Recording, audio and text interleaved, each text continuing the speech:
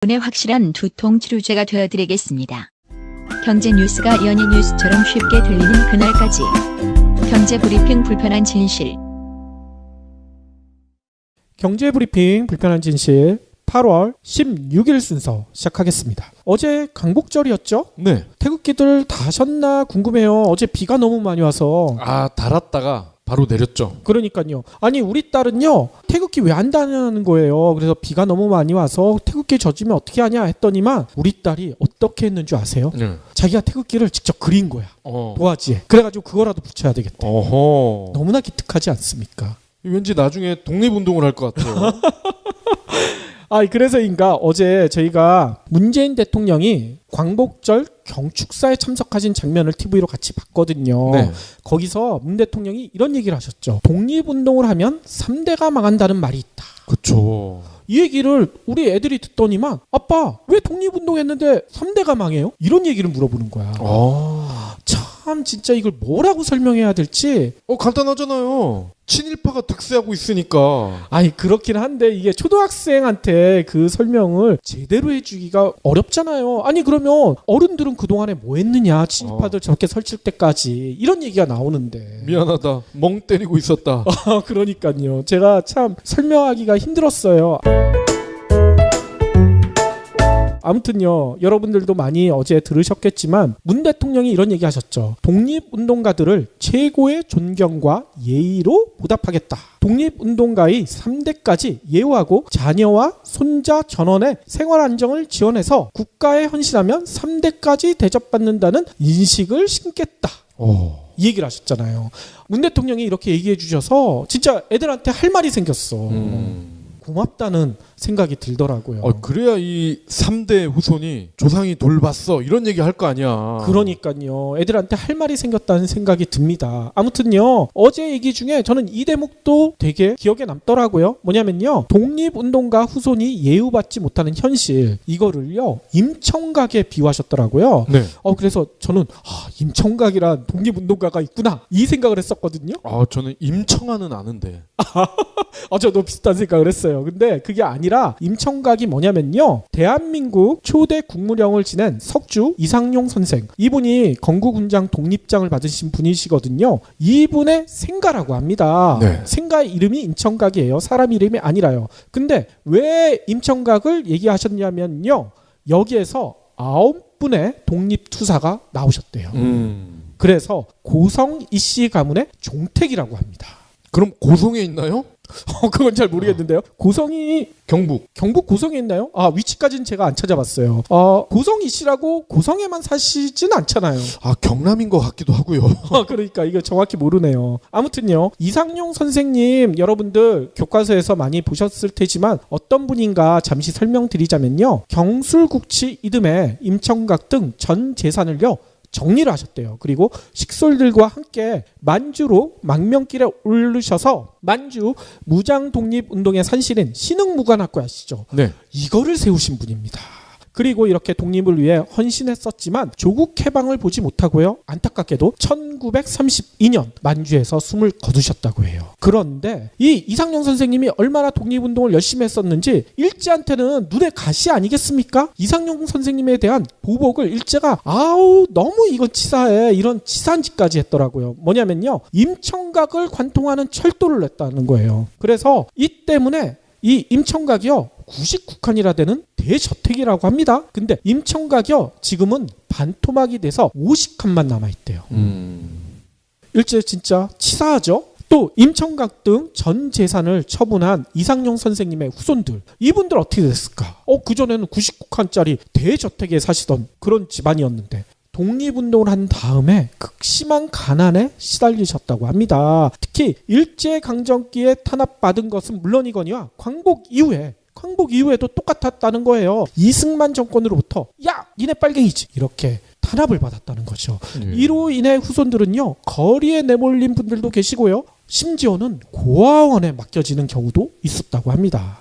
지금 이렇게 이상용 선생님에 대해서 설명을 해 주셨는데 저는 이회영 선생님을 조금 알고 있었는데 그분이랑 굉장히 스토리가 비슷한 것 같아요. 그러니까요. 아무튼요, 이 임청각은요, 광복뒤에 가문의 분들이 노력을 해서 되찾았다고 하고요. 이 되찾은 것을 또 가문 사람들이 그냥 쓴 게 아니래요. 2002년에 국가에 헌납하기도 했다고 합니다. 그래서 이를 주도한 분이 누구신가 봤더니만요, 종손인 이보영 선생님. 이분은 누구신가 봤더니만요, 서울은행장을 지닌 원로 금융인이래요.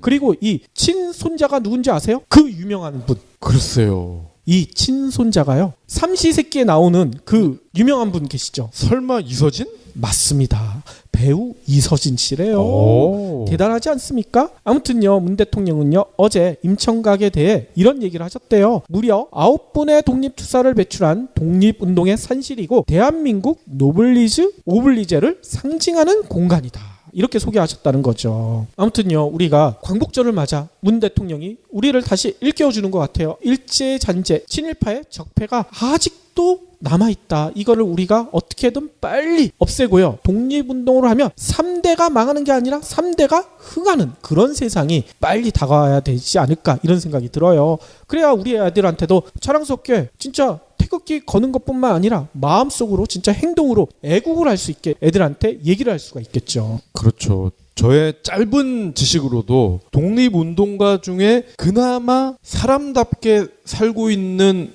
후손들이 안중근 의사 그리고 김구 선생님, 저는 둘밖에 없다고 생각을 해왔거든요. 예. 근데 다른 분들의 후손들도 제대로 인간답게 살 수 있게 된다면은 앞으로 우리 독립운동과 비슷한 운동을 더 많이 할 수 있을 거 아니에요. 그러니까요. 이제 통일운동 이런 것도 충분히 독립운동에 준하는 그런 멋있는 운동이 될 수 있잖아요. 그렇죠. 아니, 그리고 제가 어제 요 내용을 보면서 이서신 씨가 왜 그렇게 시크한 표정을 많이 지었는지 이유를 알았어요. 왜요? 아니, 독립운동을 했지만 제대로 대접을 못 받았잖아, 조상님들이. 그러니까 모든 거에 그렇게 귀찮아하고 시크했는데 이서신 씨가 문 대통령의 이 임청각 얘기를 듣고 다음 방송부터는 활짝 웃지 않을까요? 아, 근데 이서진 씨는 4대 손이잖아. 네. 어떻게 자기부터 딱 끊기겠는데? 아이, 그래도 조상님들이 이렇게 인정받는 거에 대해서 기분이 좋겠죠. 네.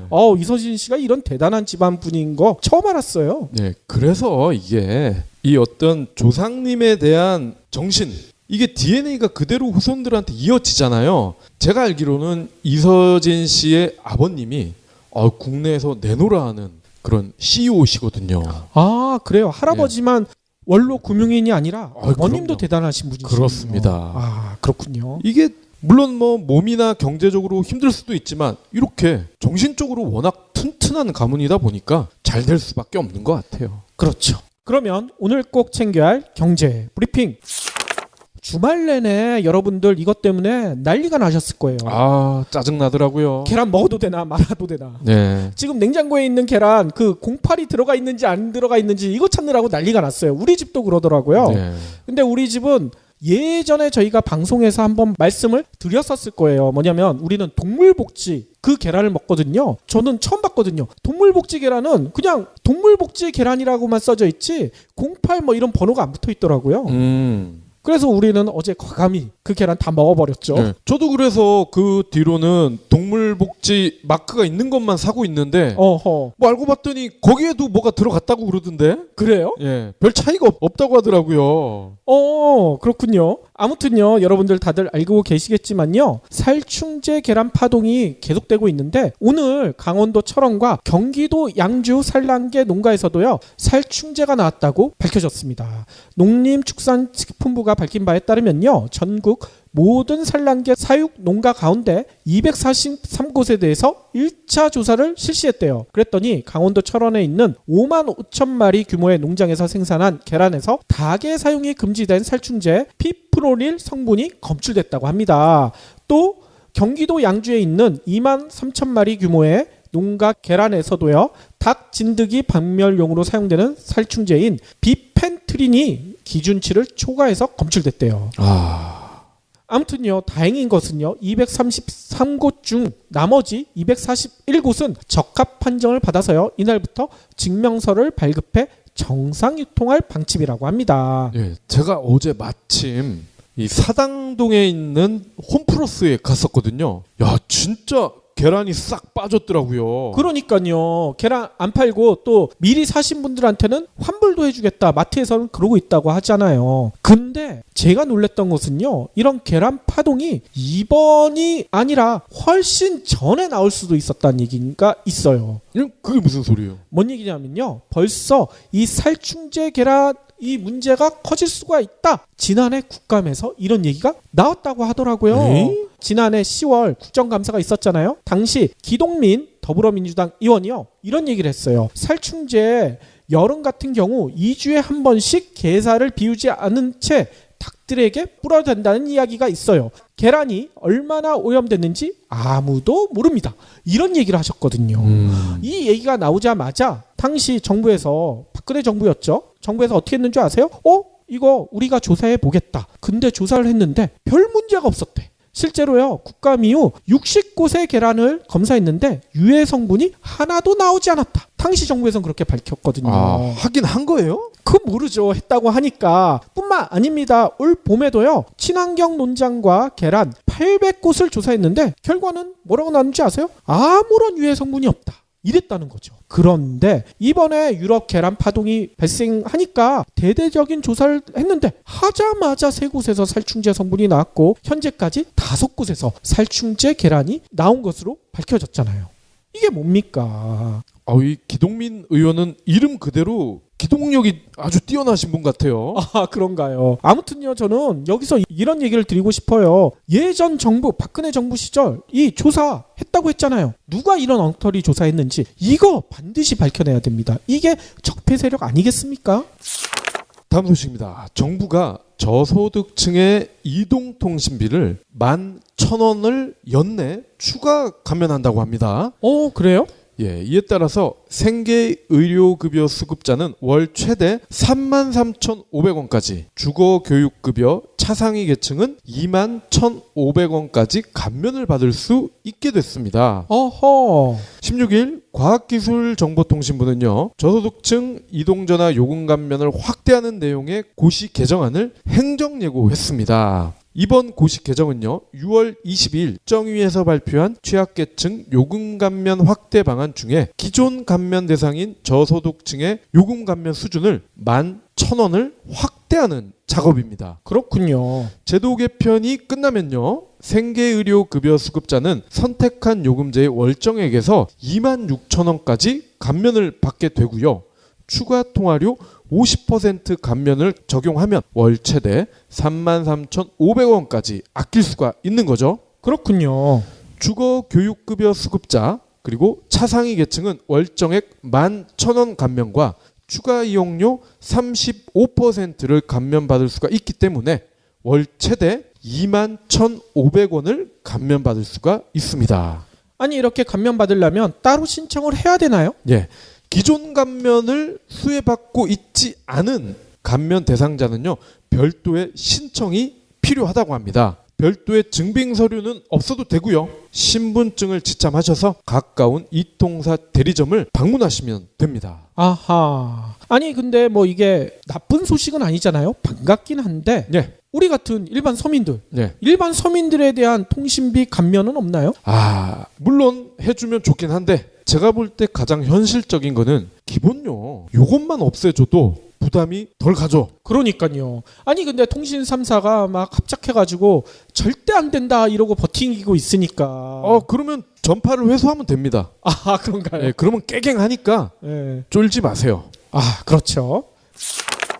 다음에 얘기 드리는 이 통계 자료 여러분들은 어떤 생각이 드시는지 한번 생각하시며 들으시면 좋을 것 같습니다. 뭔 얘기냐면요. 지난해 우리나라 근로자 평균 연봉이요. 3,387만 원이래요. 전년 대비 107만 원. 3.3%가 올라간 것으로 나타났다고 합니다. 특히나 연봉이 낮은 1분위, 2분위 연봉 상승률이요. 평균을 앞질렀고요.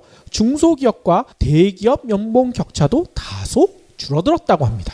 이 내용 어디서 발표했느냐? 한국경제연구원이 발표했거든요. 2016년 임금 근로자 연봉 분석 이런 자료에 이렇게 나와 있대요. 예. 여기에 따르면 아까 얘기한 대로 평균 연봉은 3,387만 원. 뭐 이렇게 나타났다는 거죠. 지금 말씀하신 내용만 놓고 보면은 나쁜 건 아니잖아요. 그러니까요. 뭐 좋은 쪽으로 바뀌었다 이렇게 이해가 되는데요. 맞습니다. 일단 한국경제연구원에서 밝힌 자료 조금만 더 설명드리자면요. 전체 근로자의 연봉 분포에서 연봉 기준 중간 순위에 위치한 근로자, 그러니까 중위 연봉이라고 그러죠. 이 중위 연봉이요. 2,623만 원. 이렇게 나타난대요. 평균이랑 중위 연봉이랑 차이가 좀 크죠? 중위가 다이아몬드 2개죠.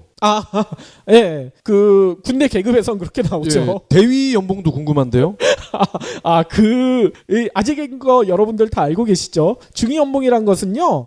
연봉을 가장 낮은 사람부터 가장 높은 사람까지 그냥 순서대로 쭉 세웠을 때 가장 중간에 있는 사람. 예. 그러니까 연봉 전체를 평균 낸 게 아니라 가장 중간에 있는 사람 연봉을 얘기하는 겁니다. 그런데 한국경제연구원은 또 이런 설명을 해요. 지난해 근로자 평균 연봉이 3,387만원으로 전년보다 107만 원 올랐는데 같은 기간 연봉 분위별 평균 연봉 상승률을 따져보면요. 1분위가 가장 월급이 낮은 사람들이거든요. 여기는 5.3%가 올라갔대요. 2분위는 4.6%, 그리고 5분위는 4.4%. 이런 순으로요. 낮은 집단의 연봉 상승률이 높았다고 합니다. 최상위 집단 10분위죠. 그리고 9분위. 10분위, 9분위의 증가율은요. 1.4, 2.9 평균에 훨씬 못 미쳤다고 해요. 이 덕분에 대기업과 중소기업 연봉 격차도 다소 완화됐다. 한국경제연구원은 이렇게 설명을 해요. 대기업 정규직의 평균 연봉은 6,521만 원, 중소기업 정규직의 연봉은 3,493만 원 이렇게 나타났다는 거예요. 그래서 대기업 정규직 평균 연봉은요 23만 원이 감소한 반면 중소기업 정규직 평균 연봉은 131만 원 이렇게 올라갔대요. 따라서 격차가 줄어들었다는 얘기인 거죠. 이에 대해 한국경제연구원은 이렇게 설명합니다. 보호무역주의가 확산되고 있고 내수 경기도 침체됐고 기업 구조조정 등 대내외 여건은 악화되고 있는데도 지난해 근로자 평균 연봉이 전년 대비 3.3% 상승했다. 특히 소득 수준 하위 집단인 1, 2분위 근로자 연봉이 많이 오르고 중소기업 정규직 연봉도 3.9%나 올랐다. 노동자들 간의 빈익빈 부익부가 상당히 완화됐다. 뭐 이런 설명을 붙이는 거예요. 완화됐다고요? 그러니까요.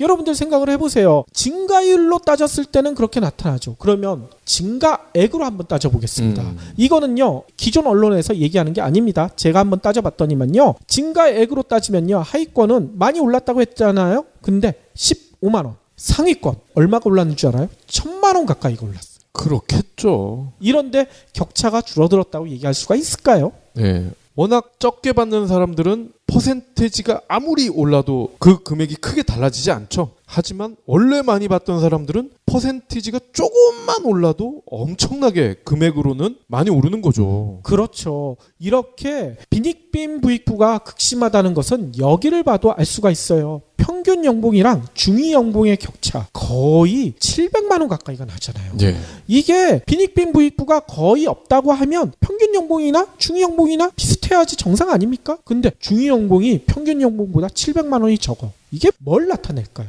그런데도 한경영은요. 작년에 연봉이 많이 올랐고 소득 격차도 많이 완화됐다. 이런 식으로 얘기를 하고 있습니다. 예. 저희가 늘 하는 얘기 중에 하나가 이 통계의 속임수 아닙니까? 이것도 대표적인 속임수죠. 그러니까요. 그래서요. 한 네티즌이 이 기사에 대해서 이렇게 댓글을 달아놨어요. 대기업, 중소기업 간의 연봉이 줄어 XX 소리 착착해라.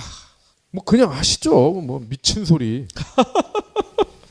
마지막으로는요. 제가 가끔 소개드리는 따뜻한 하루라는 이메일 서비스 있잖아요. 거기서 재미난 내용이 있더라고요. 여러분들 100년 전쟁 기억나시죠? 네. 100년 전쟁 어디랑 어디랑 100년 동안 싸운 거죠. 이게 프랑스랑 영국 아닙니까? 맞습니다. 근데 주로 영국 땅에서는 전쟁이 안 일어났고 프랑스 땅에서 전쟁이 일어났잖아요. 100년 전쟁 당시 영국군에 정념당할 위기에 놓였던 프랑스 도시가 하나 있었대요. 칼레라고 아시죠? 저 처음 들어보는데요.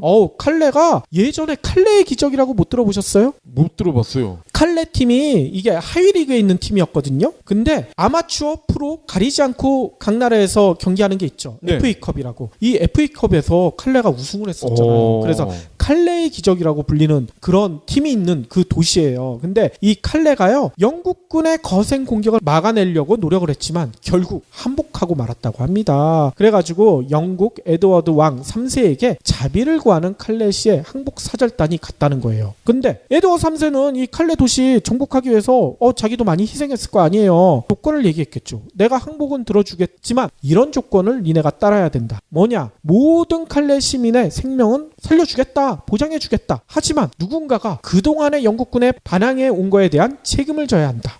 그 책임 어떻게 질 것이냐? 시민 전체를 대신해서 처형당할 대표자 6명을 뽑아와라. 6명만 죽이고 나머지 시민들은 다 살려주겠다. 이렇게 얘기했다는 거죠. 이 소식을 전해들은 칼레 시민들 중 아니 죽고 싶은 사람이 어디 있겠어요. 어느 사람도 선뜻 나서지 못했다고 합니다. 그런데 이 순간 한 사람이 일어섰어요. 일어선 사람이 누구냐면 내가 대신 시민들을 위해서 죽겠다. 이렇게 얘기한 사람이겠죠. 근데 누구였을까? 시장? 시장이나 이런 분일 수도 있었는데 당시 가장 먼저 일어났던 사람은요. 놀랍게도요. 칼레에서 가장 부유했던 사람이라고요. 오. 대단하지 않아요? 그런데 이 가장 부자였던 이 사람이 일어나니까 이 사람의 이름은요. 유스타슈 생피에르란 분이거든요. 이 피에르가 일어나니까 또 놀라운 일이 벌어졌어요. 그 칼레 도시에서 가장 부유했던 인사들 그리고 고위 관료들 이런 사람들이 한꺼번에 일어났다는 거예요. 예. 그래서 모두 일어난 사람이 7명이었다는 거죠. 7명이 일어나게 되니까 영국 왕이 요구한 사람은 6명이잖아요. 한 사람은 살 수가 있잖아요. 그러면 한 사람을 어떻게 뽑을까? 이거에 대한 갑론을박이 있었겠죠. 그랬더니 피에르는 이렇게 얘기했다는 거죠. 이튿날 가장 나중에 오는 사람이 남기로 하자, 살기로 하자. 그리고 나머지 6명은 영국군 진영에 가서 목숨을 버리자. 이렇게 제안을 했다는 거죠. 그런데 이튿날이 됐는데 어떤 일이 벌어졌는 줄 아세요? 피에르만 나타나지 않는 거야. 사람들은 의심했겠죠. 가장 먼저 죽겠다고 했는데 피에르만 안 나타난 거야. 얘는 맨 처음에는 용기 있게 목숨을 버리겠다고 해놓고선 지 혼자 도망간 게 아닌가 이런 생각을 했겠죠. 의아하게 여긴 시민들이 이 피에르의 집에 찾아갔다고 합니다. 근데 놀랍게도요. 그 피에르의 집에서 뭘 발견했는 줄 아세요?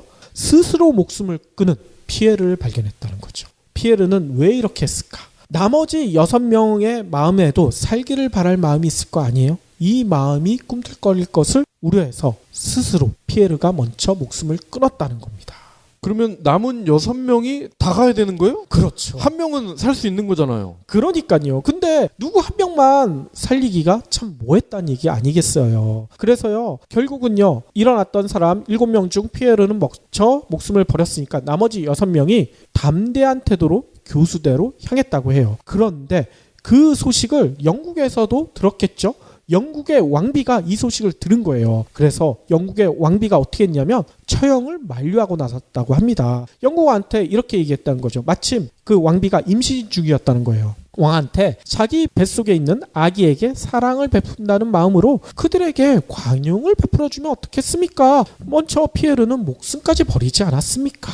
왕한테 그렇게 간청했다는 거야. 예. 그러니 왕도 이거 왕비가 사랑하는 왕비가 이렇게 얘기를 하니까 들어줄 수밖에 없지 않겠습니까? 그쵸. 요렇게 해야 태교에도 좋거든. 그러니까요. 결국 나머지 6명은요. 목숨을 버리지 않고 다 풀려났다고 합니다. 그로부터 500년 후 칼레시에는요. 이 용감했던 7명의 시인을요. 오퀴스트 로댕 그 유명한 로댕한테 예. 부탁을 했죠. 청동상으로 만들어달라. 우리가 이 분들의 희생정신을 기려야 되지 않겠느냐. 이렇게 부탁을 했다는 거죠. 그래서 이 청동상이 지금도 칼레시에 가면 남아있다고 합니다.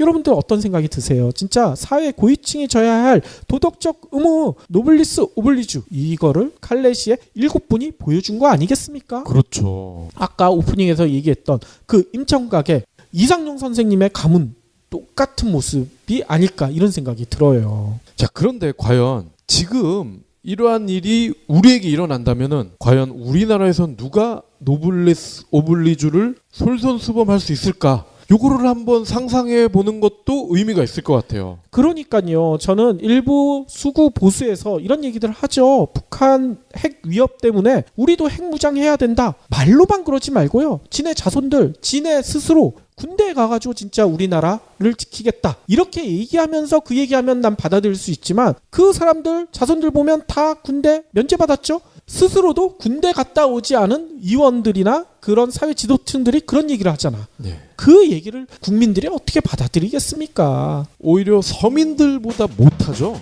그러니까요. 경제브리핑 불편한 진실 8월 16일 순서 시작하겠습니다. 우선 여러분들한테 말씀을 드리고 시작을 해야 될 것 같아요. 저희가 예전 방송에서도 한번 말씀드렸지만 저희가 쓴 책이 드디어 나왔잖아요. 그렇죠. 그런데 이 책에 대해서 저희가 너무 자주 얘기 드리는 것은 애청자 여러분들한테 예의가 아니다. 저희는 그런 생각을 했었는데 오늘 보니까 저희 소중한 애청자 스트레이 울프님이 이런 얘기를 써놓으셨더라고요. 사람은 저마다의 사진기를 가지고 있습니다. 다만 그 사진기가 세상을 바라보는 다른 필터를 가지고 있을 뿐입니다. 당신은 어떤 필터를 가지고 있습니까? 세상 속의 진실을 바라볼 수 있는 필터는 바로 이 책을 통해 얻을 수 있습니다. 두 PD님들 경축드립니다. 저희 책을 벌써 읽어보신 것 같아. 아직 배본이 안 됐을 텐데요. 예.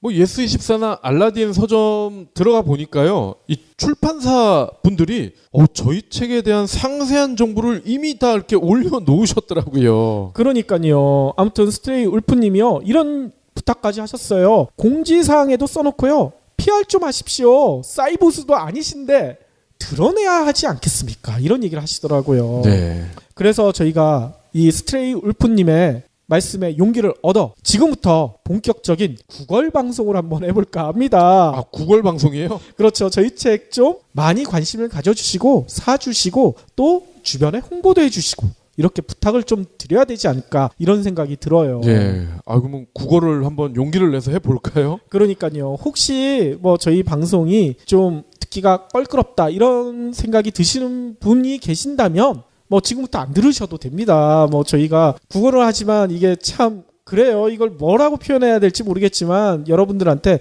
참 죄송하다는 말씀을 다시 한번 드려야 될 것 같고요. 그래도 한번 할 때는 화끈하게 해야 되겠죠? 그리고 저희가 이 팟캐스트라는 뉴 미디어에 올인을 하고 있는 상황에서 저희의 첫 이 파생 작품 아닙니까? 그렇죠. 자, 근데 사실 방송을 하면서 기존에도 이렇게 책을 내신 분들은 적잖이 계셔 왔었어요. 근데 이렇게 파생 작품들이 조금씩 성과를 낸다면요, 지금 이렇게 팟캐스트를 하시는 분들도 그렇고 곧 팟캐스트를 하실 분들도 그렇고 직장인들도 그렇고 공무원들도 그렇고 내가 소질이 있는 분야를 다른 분들에게 같이 한번 공유를 해보자. 근데 팟캐스트만한 매체가 없는 것 같다. 이렇게 생각하시는 분들한테 큰 용기를 주는 거 아닙니까? 구걸해도 된다는 네. 얘기를 이렇게 자기 합리화를 이렇게 예. 잘 시키는군요. 저희 구걸이 잘 통해야 저희 뒤를 따라오실 분들도 용기를 내서 할 수가 있다는 거죠. 그렇죠. 되게 쑥스러워서 어떻게 말씀드려야 될지 모르겠는데요. 뭐 구걸을 하더라도 저희가 그냥 구걸하는 건 아닙니다. 지난번 방송에서도 한번 말씀드렸지만요. 저희 책에 팔린 인세 저희가 10%를 받기로 했거든요. 그 10%를 전부 기부하면 참 좋겠지만 그렇게 했다가는 저희 와이프한테 혼날 것 같아요. 예, 그럼 저희 뒤를 따라오는 분들이 안 따라오죠. 그러니까요. 그래서요, 저희가 작지만 저희가 받는 인세 10% 중에 그 중에 10%를요 기부를 할 생각입니다. 네. 지난번에도 말씀드렸지만 아름다운 재단이 아주 의미 있는 캠페인을 하고 있잖아요. 어쩌다 슈퍼맨. 여러분들 알고 계신 분들도 계시겠지만 간단히 설명드리자면요, 우리 사회에 보면 공익 제보자들이 상당히 많으시잖아요. 엄청난 용기를 내서 공익 제보를 했는데, 내부 고발을 했는데, 문제는요 이 한 다음의 얘기예요. 이렇게 공익 제보를 했더니만 그 집단에서 왕따를 당하시고 축출을 당하시고 급기야는 생활고를 겪으시는 분들이 의외로 많다고 하더라고요. 아니 진짜 우리 사회를 정의롭게 만들기 위해서 엄청난 용기를 내셨는데도 말이죠. 이런 분들을 우리가 그냥 바라만 보고 있어서는 당연히 안 되겠죠. 그래서 아름다운 재단에서요, 어쩌다 슈퍼맨, 진짜 슈퍼맨을 생각지도 않았는데 공익 제보를 하고 보니까 스스로가 슈퍼맨이 돼버린 거야. 예. 이런 분들을 돕자는 의미에서 캠페인을 하고 있는데, 아까 말씀드린 저희 책 판매를 통해 저희가 받는 인세 중에 10%를 저희가 그 캠페인에 기부를 할 생각입니다. 그러니까 여러분들도 저희 책 좀 많이 관심 가져주시고 많이 팔려야 저희도 기부를 많이 할 수가 있겠죠. 예. 근데 정작 책 제목을 얘기를 저희가 안 하고 있어요. 쑥스러워서. 예. 저희 책 제목이 좀 유치하긴 한데요. 많은 분들이 나쁘지 않다, 한눈에 쏙 들어온다, 이렇게 또 칭찬을 해 주시고 계세요. 누가 내 돈을 훔쳤을까? 어허. 누가 내 치즈를 옮겼을까랑 좀 비슷하죠? 그러니까요. 뭐 패러디 제목이긴 하지만 내용이 똑같은 건 아닙니다. 저희가 다룬 내용을 보면요. 여러분들 지금은 끝났지만 한때 인기 있었던 알쓸신잡이란 프로그램 아시죠? 네. 알아두면 언젠간 쓸모있는 신기한 잡학사전. 이 프로그램이 상당히 인기가 높았었잖아요. 근데 여기에서 보면 유시민 작가와 정재승 박사가 기본소득에 대해서 한참 얘기하셨잖아. 네. 그 기본소득의 대부분의 내용이 저희 책에 실려 있습니다. 네.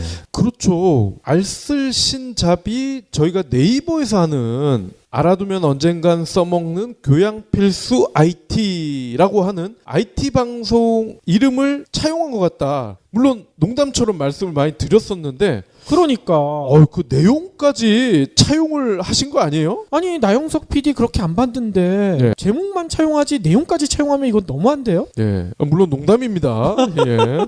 아니 근데 실제로 저희가 이런 얘기 드리는 이유가 뭐냐면요. 저희 책이랑 나중에 알쓸신잡이랑 한번 비교해 보시면 저희가 뭔 얘기하는지 대충 감이 잡히실 거예요. 왜냐면요. 아까도 얘기했지만 유시민 작가, 정재승 박사가 얘기했던 기본소득에 대한 여러 가지 설명들이 대부분 저희 책에 나와 있거든요. 네. 그만큼 알쓸신잡도 그렇고 저희도 그렇고 정말 누가 봐도 이 이야기는 중요한 거다. 누구나 다 피부로 체감을 하고 있다. 이런 내용을 잘 골랐다고 봐야 되겠죠. 그러니까요. 아무튼요, 여러분들 현재 가장 관심이 많은 여러 가지 노동 시간에 관련된 이야기, 그리고 출퇴근 시간의 불편한 진실, 그리고 AI에 관련돼 가지고 우리 진짜 일자리를 뺏기는지, 또 인구 감소. 이 인구 감소에 대해서 수구 보수에서는 이거 어떻게 하냐, 나라 망한다. 하지만 저희가 바라보는 관점은 그거랑은 또 반대죠. 그렇죠. 뭐 그런 얘기도 있고요. 그 다음에 여러 가지 정치가나 경제 단체들이 잘 써먹는 통계의 거짓말. 이것도 저희가 짚어보고 있습니다. 뿐만 아니죠. 건설사와 은행의 옵션질, 마이너스 통장의 함정, 그리고 에너지 독립을 꿈꾸는 미국, 이런 얘기도 들어있고요. 그렇죠. 그리고 제약세라는 별명의 세금, 그리고 여러분들 담배 많이 피시는 분들은 이거 진짜 화나실 거예요. KTNG 주가의 불편한 진실, 이런 얘기도 들어가 있죠. 오. 뿐만 아니죠. 도수치료 요즘 많이 받으시잖아요. 네. 도수치료에 대한 불편한 진실, 그리고 공포 마케팅의 불편한 진실, 그리고 추억의 이름 탱크주의에 대한 이야기도 나옵니다. 탱크주의, 대우전자. 그렇습니다. 그 이외에도요. 저희 책에는요. 계획적 노후와 그리고 선택의 역설, 가격 차별의 꼼수, 그리고 가불관계를 왜곡하는 일자리 도둑, 희망을 착취하는 열정 도둑, 이성을 잃게 만드는 숫자 도둑, 그리고 불순한 의도의 세금 폭탄, 요즘 또 문제가 되고 있는 메디칼 푸어의 눈물, 이런 내용들도 담겨져 있어요. 네. 저희가 방송에서 다뤘던 내용도 있고 다뤄보지 않았던 내용도 있네요. 그러니까요. 그리고 저희 책 편집해 주신 편집자분께서 너무나 이 문구를 잘 만드신 것 같아요. 저희 책에 이런 문구가 들어가 있거든요. 책 뒷표지에 보면 이런 내용이 들어가 있습니다. 의심하고 행동하라. 보통 사람에게 정의로운 경제는 지금부터 가능하다. 전 이 문구가 너무나 마음에 듭니다. 예. 저희 책 내용도 이렇게 돼 있거든요. 1, 2부로 나눠져 있는데 1부에서는 주로 우리 현재 경제 이거 그냥 바라봐도 되는 건가? 한번 의심하고 바라봐라. 이런 내용이 들어가 있고요. 두 번째 2부에서는요. 의심했으면 의심으로 끝나면 안 되잖아. 행동으로 보여줘라. 행동하라는 내용이 들어가 있습니다. 예. 그리고 저희 경제브리핑 불편한 진실을 들어주시는 분들이 이상하게 정권이 바뀌고 나서 폭발적으로 늘고 있어요. 그렇죠. 저희는 이거를 도대체 이유가 뭘까? 그런데 저희가 자체적으로 내린 결론은 이겁니다. 이명박근혜로 이어져 왔던 약 9년간, 이 엄혹한 9년간 정말 정의라는 게 없었잖아요. 100m를 뛰더라도 같은 선에서 출발을 해야 결과를 기대를 할 수가 있는데 얘네 정권 때는 대다수 놈들이 나보다 훨씬 앞에서 출발을 시작하네? 그러니 달리기를 할 맛이 나겠습니까? 안 나죠. 그래서 경제, 자기개발 이런 쪽에 아예 관심을 꺼두신 것 같아요. 그랬었죠. 그렇다 보니까 오히려 정치라든지 이런 시사 이 분야에 관심을 많이 기울여 오셨다가 이제 문재인 대통령이 당선이 되시면서부터 이제는 말도 안 되는 이런 이명박근혜 때 있었던 어이없는 일들은 더 이상은 일어나지 않겠지. 최소한 내가 잘하면, 내가 조금만 열심히 하면 그래도 퍼포먼스가 나오지 않을까? 그렇죠. 이렇게 생각을 하시게 된 것 같아요. 맞습니다. 보통 출판계에선 이런 얘기 많이 하시더라고요. 이명박근혜 시절에는 사람들이 현실에 대한 관심이 별로 없대요. 네. 현실이 나아질 가능성이 안 보이니까. 그래서 진짜 마음들이 다 바깥에 우주에 가 있었다는 거야. 그러니까 다들 현실과 관련 없는 정의가 무엇인지를 찾아보고 또 미움받을 용기 뭐 이런 것들을 찾아봤잖아요. 그렇죠. 그런데 문재인 정권이 들어선 이후부터는 이제는 현실이 바뀔 가능성이 보인다는 거죠. 그래서 현실에 관심을 갖는 책들도 많이 팔 것이다. 우리 책도 그런 트렌드에 잘 부합하는 것 같다. 이런 얘기들을 하신다고 하시더라고요. 예. 그렇기 때문에 저희 청취자들도 이제는 그동안 미뤄왔던 관심을 끊었었던 경제 분야에 다시 한번 들여다보자 이렇게 마음을 먹으신 것 같아요. 그렇기 때문에 저희는 저희가 지금 기회를 어쩌면 잘 잡은 것 같다 이런 생각도 해봅니다. 왜냐? 방송을 들으시면서 경제에 대한 관심을 다시 갖기 시작을 하셨고 그러면 좀 더 요거를 디테일하게 좀 살펴봐야겠다 그런 분들이 책을 또 구매해 주시지 않을까. 뭐 저희만의 착각이긴 한데요. 그렇게 될 가능성이 조금은 커 보여요. 그렇죠. 그리고 여러분들한테 한 가지 부탁드리고 싶은 것은요. 책을 사주시면 가장 베스트고요. 그래 주시면 너무나 감사하겠는데 혹시 책 살 여유가 없으시다? 이런 거는 좀 부탁드릴게요. 주변에 있는 도서관이나 이런 데 희망도서 신청 다 받고 있거든요. 그 희망도서에 저희 책 올려주십시오. 그래가지고 희망도서로 선정이 돼서 그 책이 도서관에 꽂히면 그 책 읽어주셔도 저희한테는 너무나 큰 도움이 될 것 같습니다. 그 희망도서 신청하면 다 되는 거예요? 100%는 아니라고 들었지만 희망도서 많이 신청하면 당연히 사겠죠, 도서관에서. 예. 그래서 그런 식으로라도 저희 도와주시면 진짜 큰 힘이 될 것 같아요. 예.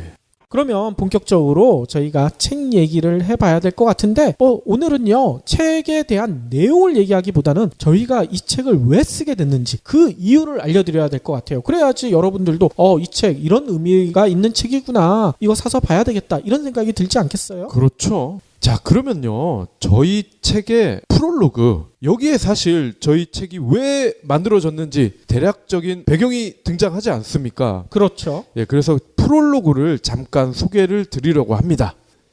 그날 밤 잠을 거의 이루지 못했습니다. 마음 쓰지 말자, 한두 번도 아닌데 생각을 다잡으려 노력을 했지만 금방 새벽이 왔습니다. 아마도 가슴 깊은 곳 한편에서 그간 막연하게 생각했던 사표가 떠올랐던 것 같습니다. 더불어 다른 신문사에 갈 수 있을까? 그곳에서는 정상적인 기사만 쓸 수 있을까? 이런저런 생각을 했습니다. 그런데 결론은 어딜 가나 마찬가지라는 것이었습니다. 순간 공포가 몰려왔습니다.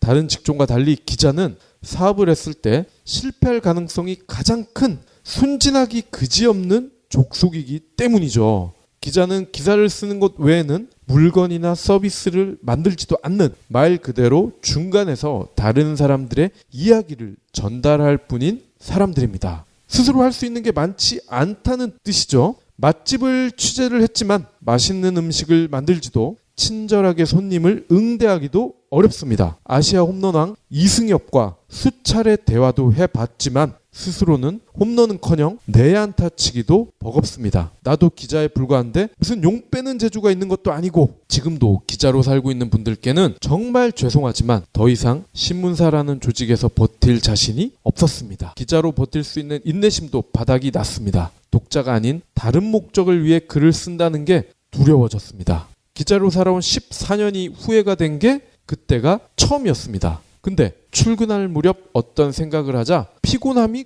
거짓말처럼 사라졌어요. 1년 동안 취미 삼아 해왔던 팟캐스트를 전업으로 하면 어떨까? 맞습니다. 독자 여러분이 보고 계신 이 책, 그리고 책보다 먼저 방송을 청취해 주셨던 경제 팟캐스트가 바로 이 찰나의 생각에서 비롯된 겁니다. 누가 내 돈을 훔쳐갔을까와 경제브리핑 불편한 진실은 이런 사유로 결국 탄생했습니다. 누가 내 돈을 훔쳐갔을까의 토대가 된 경불지는 2015년 4월 첫 방송을 한 이래 현재까지 2년 6개월을 이어왔습니다. 이 책이 나온 8월 초까지 약 670여 회를 방송을 했네요. 방송의 퀄리티를 떠나서 양적인 측면에서는 잘난 척을 살짝 해도 될 듯 합니다. 와, 우리가 그렇게 방송을 많이 했어요? 진짜 2년 6개월 벌써 됐네요. 예, 저희가 장점이 있잖아요. 꾸역꾸역. 그렇죠. 뭘 하나 하면은 길기는 해. 그러니까요. 보통 그런 얘기 하잖아요. 능력 있는 사람이 성공하는 게 아니라 버티는 사람이 성공한다. 예. 우리가 아직 성공까지는 아니지만 진짜 잘 버텨온 것 같아요. 예. 2년 6개월이나. 그렇죠. 아니 그런데 박 PD가 아까 얘기했었잖아요. 밤잠을 자지 못했다. 왜 못 잔 겁니까? 아, 사연은 이렇습니다. 박 차장, 이재용 좀 조져라. 이재용이 누구예요? 제 드래곤 얘기인가요? 제 드래곤이죠. 어허. 이게 2015년 1월 초순의 일이에요. 제가 다니던 일간지에 새로운 편집국장이 부임했는데 저에게 내린 첫 지시였거든요. 일단 매우 간단한 문장이죠. 하지만 언론사를 잘 모르시는 분들은 이해가 어려울 수도 있습니다. 그러니까요. 어떻게 제 드래곤을 조져? 감히 예. 기자가. 먼저 박 차장은 저예요. 제가 그때 차장이었는데 예. 산업부 취재 기자 중에서 제가 부장 다음으로 경력이 많아가지고 차장이었거든요. 그리고 이재용은 삼성그룹의 오너 3세인 제 드래곤입니다. 마지막으로 조져라. 이거는 이재용에 대해 부정적인 기사를 쓰라는 일종의 은어죠. 조져라. 새해 밝은 지 얼마 되지도 않았는데 1월 5일이었잖아요. 그러니까요. 신임 국장은 오자마자 그런 지시를 내린 겁니다. 아니 그때 박 PD는 어떻게 했나요? 어떻게 했을까요? 제가 조졌을까요? 안 조졌을까요? 그 전에 삼성그룹 그것도 제 드래곤을 조지는 행위가 어떤 의미가 있는지를 설명을 드려야 될 것 같아요. 그보다 먼저 왜 대단할 것도 없는 제가 다녔던 일간지가 지난 5월 기준 국내 재벌 주식 자산 순위 3위 7조, 이 7조 원 부자에 빛나는 제 드래곤을 조져야만 했는지를 알려드려야 될 것 같아요. 아이 근데 본인이 다녔던 회사를 대단할 거 없는 이건 좀 그렇다. 대단할 거 없죠. 저는 이렇게 솔직히 얘기하잖아요. 좀 싸가지 없게 들릴 수도 있지만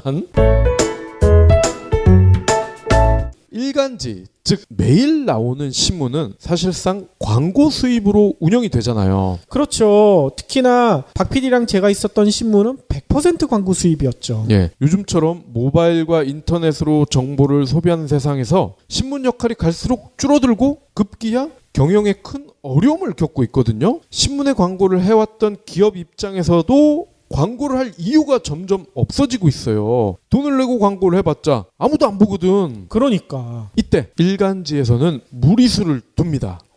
어떤 무리수요? 모든 일간지가 그렇다는 건 아니지만요. 경영이 어려울수록 앞이 캄캄하다고 느끼는 정도가 심할수록 무리수를 둘 가능성이 큽니다. 이 무리수가 뭘까요? 바로 광고주를 향한 사실상의 협박입니다.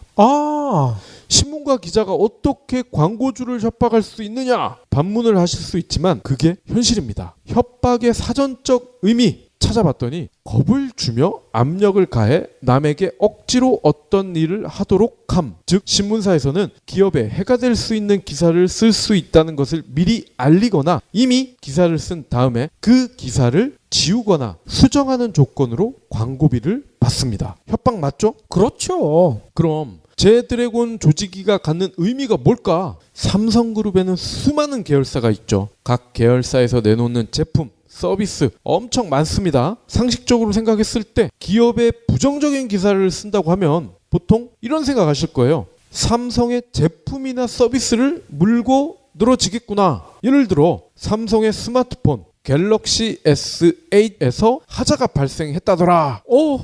또는 제일모직에서 만든 빈폴 여기에서 피부병을 유발하는 화학물질이 대량으로 발견됐다. 이런 거를 아마 상상을 하실 것 같아요.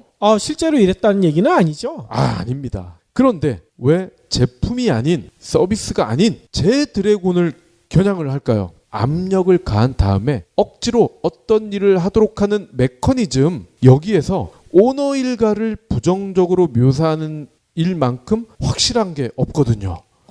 그래요? 가상의 두 가지 예를 한번 들어보겠습니다. 조만간 출시될 갤로트 8이 전작에 이어 자체 하자로 폭발할 가능성이 매우 크다. 이거를 제가 특종을 했다고 치자고요. 그리고 또 하나, 이재용 부회장이 삼성병원에서 은밀하게 진료를 받았다. 어이? 이것도 제가 최초로 보도를 했습니다. 은밀하게 진료를 받은 거예요? 네. 은밀한 부분을 진료를 받은 거예요? 은밀하게 진료를 받았다는 거죠. 아, 은밀한 부분은 아니고? 예. 은밀한 부분은 파급 효과가 더 클 수도 있겠네. 그러니까. 아, 제가 그 생각은 못 했거든요. 애청자 여러분은 아마도 대부분 전자 쪽에 주목을 하실 겁니다. 그죠? 그렇죠. 갤로트 A도 1년 만에 또 폭발을 할 가능성이 있다고? 이 기사에 주목을 하실 거예요. 당연하죠. 뭐 이재용이 수술 받건 은밀한 부분을 뭐 고치건 이건 별 관심이 없죠. 그렇죠. 그런데 삼성이나 그룹에서는요, 이재용 부회장의 병원 진료 기사에 더 안달한다는 겁니다. 아하. 알고 봤더니 심지어 제드래곤의 병명이 단순 복통, 단순 치통이었을지라도 말입니다. 아하. 신기하지 않아요? 그러니까요. 삼성 제품에 문제가 생긴 게 사실이면 이를 회수해서 다시 디자인해서 새로운 물건을 만들면 돼요. 갤로트 FE처럼 이 과정에서 적지 않은 비용이 발생하겠지만 삼성 자체에 주는 데미지는 그다지 크지 않습니다. 반면 제드래곤에 대한 부정적인 기사가 나가면 일단 주가에 큰 영향을 미칠 수가 있어요. 그렇죠. 당장 삼성의 컨트롤 타워 최근에 해체됐죠. 미래전략실. 아, 미전실. 예, 여기에서 매우 당황합니다. 사실 큰 의미가 없거나 대세에 전혀 지장이 없는 기사라 할지라도 말이죠. 알고 봤더니 이재용이 무좀이 있어가지고 무좀 치료했대. 이거 큰 의미 없잖아. 그렇죠. 대세에 전혀 지장 없거든요. 그런데도 컨트롤 타워에서는 난리가 난다는 거야. 아하. 아니, 대세에 지장이 있는 곳도 있죠. 예. 이재용이 쓰는 무좀약은 많이 팔릴 거 아니에요. 어이, 그럴 수 있겠네. 근데요, 왜 그럴까? 이유가 아주 간단합니다. 기사를 본 제드래곤이 컨트롤 타워에 있는 아저씨들보다 더 당황하기 때문입니다. 자기 무좀약 뭐 썼는지가 밝혀지면 그러니까 자신을 어쨌건 묘사한 기사를 보고 기분이 좋을 리가 없거든. 아하. 게다가 아무도 모를 줄 알았던 일이 신문이나 온라인 기사 또는 경불진 팟캐스트에 나와서 온 세상 사람들이 이거를 카톡으로 페이스북으로 공유를 한다? 제드래곤 머릿속이 끔찍할 거라는 거죠. 그럴 수 있죠. 당연히 이재용은 삼성의 2인자 3인자를 달달 볶을 것이고요. 컨트롤 타워의 아재들은 이 같은 기사가 나올 때마다 구경만 한, 아니 막지 못한 그룹 홍보 담당자를 매우 힘들게 할 겁니다. 야, 니들 비싼 연봉 받아 처먹으면서 왜 이거 못 막았어? 이렇게 오히려 아랫사람들을 나무란다는 거죠. 오호. 어차피 자신들의 승진을 좌지우지하는 것도 컨트롤 타워의 꼰대들이기 때문에 거역은 고사하고 변명조차 못합니다. 아니, 근데 기사를 어떻게 막아요? 이런 경험을요, 직간접적으로 해온 삼성의 홍보 담당자들은 자신이 편하기 위해서라도 방금 가상으로 말씀드린 이런 사례에 재수없게 더럽게 내가 걸리지 않게 위해서라도 기자들과 평소에 좋은 관계를 유지한다는 거죠. 혹시나 제드래곤에 대한 문의가 들어오면은 사전에 기사화되는 것을 미리 막는다는 거죠. 아하. 아예 처음부터 싹을 잘라버리는 겁니다. 어떻게? 광고를 집행하는 방식으로 공생관계를 구축을 하는 거죠. 우리가 이렇게 광고할 테니까 이재용 관련된 이야기는 좀 싫지 말아달라, 이렇게 얘기한다는 거군요. 그렇습니다. 저 부장님, 상무님, 제 친구가 삼성병원에 포경 수술하러 갔다가 제드래곤이 무좀약 바르는 걸 봤다는데 그거 사실이에요? 이렇게 물어보면은 무좀약을 바르고 어쩌고 이런 게 중요한 게 아니라 이재용 이 세 글자가 나온 거, 이거 자체가 그들의 앞길을 가로막을 수가 있다는 거지. 그러면 그런 겁니다. 박 차장님, 왜 그러세요? 저희 광고 그동안 잘 넣어드렸잖아요. 그냥 다른 기사 써주세요. 제가 좋은 기사 소스 드릴게. 이런 식으로 나올 수가 있다는 거죠. 아니, 친구 중에 이재용이 있으면, 그 삼성의 이재용이 아니라 자기 친한 친구 중에 이재용이 있으면 그게 그 이재용이 아니라 제 친구 이재용인데요, 이렇게 얘기해도 되겠네. 그렇게 하면 싸대기 맞죠.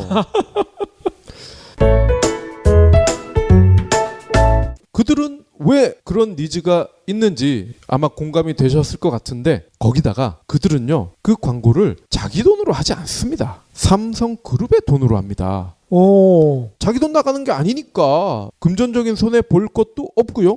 그렇죠. 거기다가 가끔은요 이렇게 광고로 맺은 공생관계 우리가 남이가 친구 아이가 이렇게 돼버리면 언론사에서도요 이재용을 빨아주는 기사를 써줘요. 서비스를 한단 말이죠. 아하. 빨아준다. 이것도 언론사에서 쓰는 은어죠. 긍정적인 기사를 쓴다 이런 뜻입니다. 그렇죠. 삼성의 실적이 잘 나오면 제드래곤이 똑똑해서 제드래곤이 경영을 시작했기 때문에 이따위에 전혀 공감되지 않는 핑계를 언급하면서 21세기 버전의 용비어천가를 부르는 거죠. 오, 진짜 용비어천가네 이거. 예. 제드래곤이니까 드래곤 아닙니까? 용비어천가. 심지어 재용이, 홍라이, 이부진, 이서현 이런 오너가의 이름이 제목에 나오면 기사 클릭수가 엄청나게 올라가기 때문에 기자나 신문사 입장에서는 손해볼 일이 없습니다. 그러니까 왜 이런 기사에 그렇게 클릭을 많이 할까요? 저는 이게 있는 것 같아. 삼성 직원들이 집단적으로 이렇게 클릭하는 게 아닌가. 아, 그럴 수도 있죠. 이 삼성 조직이 10만 명이라고 하지 않습니까? 그러니까요. 예, 그들만 한 번씩 클릭을 해도 10만이야. 당연히 그날 베스트로 올라가겠죠. 다만 제가 다녔던 신문사는 삼성의 성은을 많이 얻지 못한 겁니다. 아, 성운이라 함은 광고를 많이 받지 못했다. 그렇죠.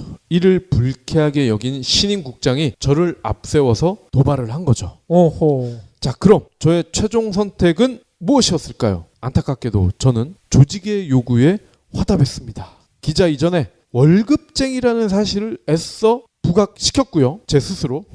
저와 제 가족의 생계를 위해 어쩔 수 없어 이러면서 합리화했어요. 정신 승리에만 도취를 한 거죠. 정말 죄송하게 됐습니다. 뭐 어쩔 수 없이 불의에 타협했다. 이렇게 봐야 되겠네요. 네. 용기를 좀 더 내서 그 이후의 상황을 전해드릴게요. 전전긍긍하면서 제 드래곤에 대한 기사를 완성해서 출고를 했습니다. 제 기사를 본 신임 국장이 씩 웃으면서 제법 쓰네.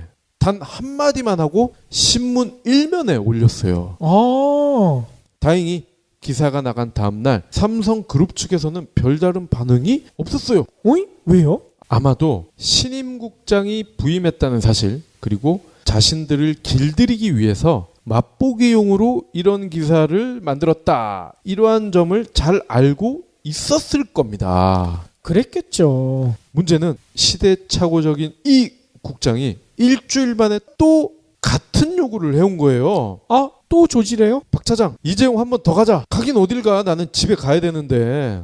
혈압이 오르고 뱃속에서는 열불이 난 거예요. 동시에 두 아이와 아내의 얼굴도 떠올랐습니다. 일단 가볍게 고개를 끄덕이는 것으로 마무리를 했는데 그래서 제가 잠을 못 잔 거거든요. 아, 그랬군요. 그러다가 이제 저랑 같이 창업을 결심하게 된 거 아니겠어요? 그렇습니다. 그래서 경불진을 만들었고 그 경불진에서 누가 내 돈을 훔쳤을까? 이 책도 나오게 된 거죠. 그렇군요. 입시 정말 이해 안 되는 것 투성이야. 왜 부자들이 명문대에 더 많이 가는 걸까? 항상 싸우던 진보와 보수가 한 목소리로 학생부 종합전형이 좋다고 하는 것도 이해가 안 돼. 또 수시와 정시 찬반 논쟁은 언제까지 계속할 건지. 입시 뭐가 뭔지 모르겠어. 입시 현실 고발 웹툰 입시 유감 봤어? 입시에 대한 답답함을 쉽고 재미있게 풀어주는 만화야. 현실 고발뿐 아니라 중하위권 입시에 대한 내용도 담고 있어. 중하위권이라고 불리는 우리 주변의 평범한 학생들을 위한 헌정 만화이기도 해. 입시 유감? 유료 웹툰이야? 아니, 입시 유감은 무료 웹툰이야. 대중들이 입시 현실을 제대로 알아야 입시가 바뀌지 않을까 하는 취지로 만들었대. 검색창에 입시 유감을 쳐봐. 입시 현실 고발 웹툰 입시 유감. 그래서 아무튼 저희가 우여곡절 끝에 경제브리핑 불편한 진실이라는 팟캐스트를 시작하게 됐잖아요. 네. 그런데 저희가 뭐 여러분들도 알고 계시다시피 어디에서 지원을 받은 것도 아니고 투자를 받은 것도 아니고 저희 진짜 둘이서 시작한 거 아닙니까? 원래 셋이었긴 했지만 한 친구는 저희가 월급 못 준다는 사실을 알자마자 관둬버렸잖아. 그렇죠. 기분 나빠하지 않겠죠? 이 얘기 듣고. 아무튼요, 저희에게는 어떻게 해야 될지 여러 가지 대안이 많지가 않은 상황이었습니다. 저희가 이렇게 힘든 과정을 통해서 팟캐스트를 시작을 했는데 저희는요, 팟캐스트를 어쩔 수 없이 선택했다고 생각했지만 선택하고 나니까 이게 놀라운 보물창고였더라고요. 대세가 돼버렸어요? 그러니까요. 우선 팟캐스트를 하는데 큰 돈이 들지가 않아.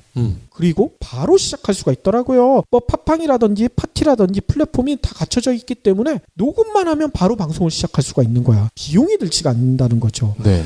그런데 이렇게 적은 비용으로도 가능한데 더 놀라운 것은 뭐냐면요. 기존의 인터넷 언론보다 훨씬 더 많은 독자들과 소통이 가능해요.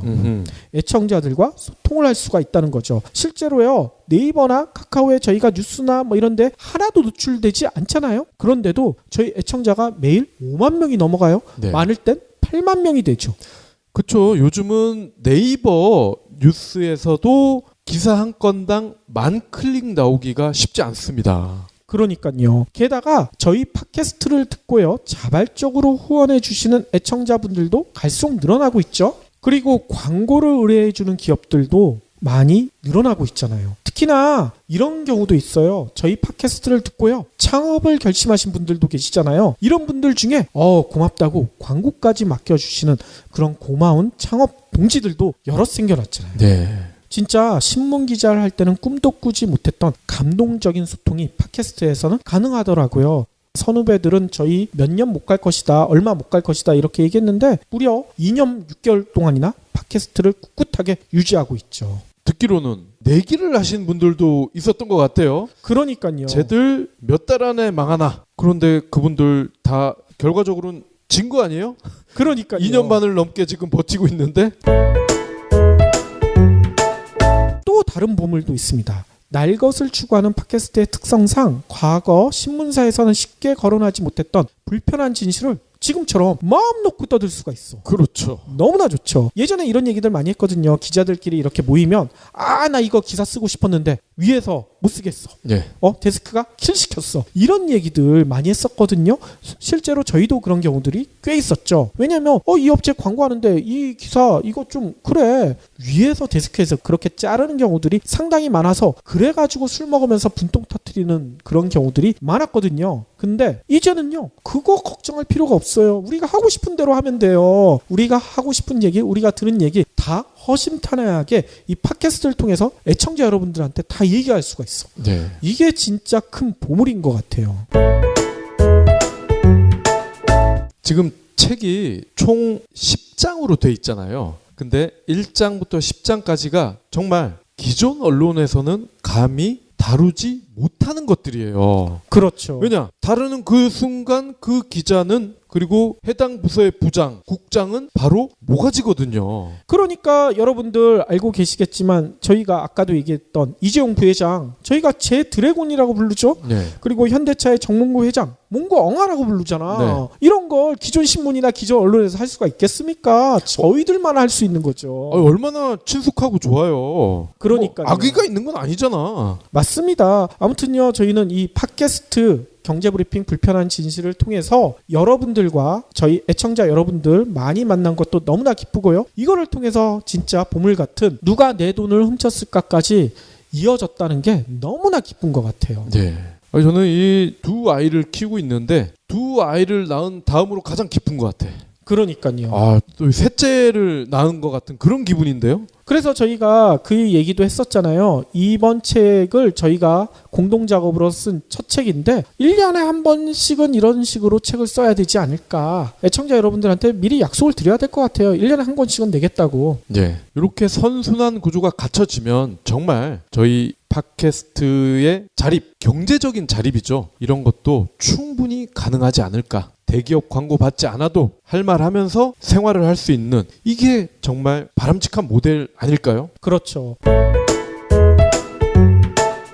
그리고요, 마지막으로 요 얘기도 좀 드리고 싶습니다. 저희가 책 낸 출판사가 빈티지 하우스라는 곳이거든요. 예. 여러분들 이름을 처음 들어보셨을 거예요. 그렇죠. 왜냐하면 저희 책이 첫 책이거든. 이 빈티지 하우스도 저희처럼 두 분이서 공동 창업을 하셨더라고요. 이곳도 메이저 출판사에 계시던 분들이 저만의 생각이긴 하지만 저희 방송을 듣고 저기도 두 아재 가는데 우리도 아재 둘이잖아. 우리도 한번 해볼까? 용기를 얻으신 거 아닐까요? 그러니까요. 저희 같이 이렇게 공동 창업하시는 분들이 많이 성공하는 모습을 보여줘야 더욱더 이런 분들이 늘어나지 않을까 이런 생각도 들거든요. 예. 그러기 위해서는 저희 책이 그래도 어느 정도 성과를 내야 되겠죠. 많이 예. 팔려야 되겠죠. 아이고 자가 발전을 해서 죄송하긴 한데 저희 책이 잘 팔리는 것은 이렇게 처음 출판을 시작하는 스타트업 출판사에게도 큰 도움이 되는 거 아니겠습니까? 그러니까요. 예, 출판 생태계도 살찌울 수 있는 거 이것도 좀 기억해 주시기 바랍니다. 그렇죠.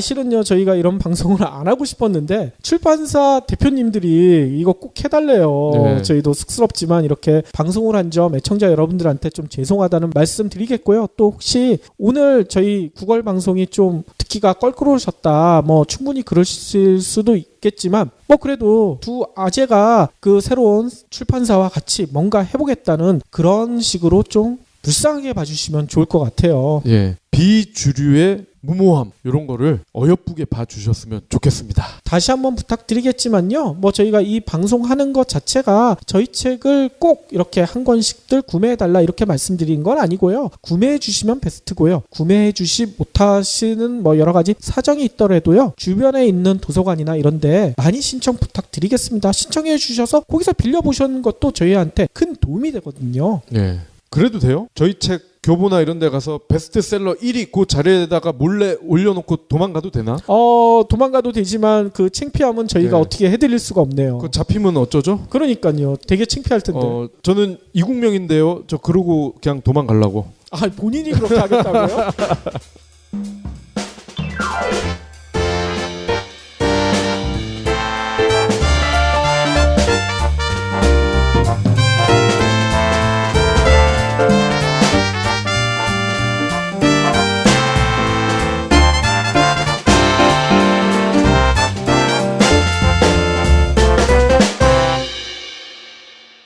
경제브리핑 불편한 진실 완주해 주셔서 감사합니다.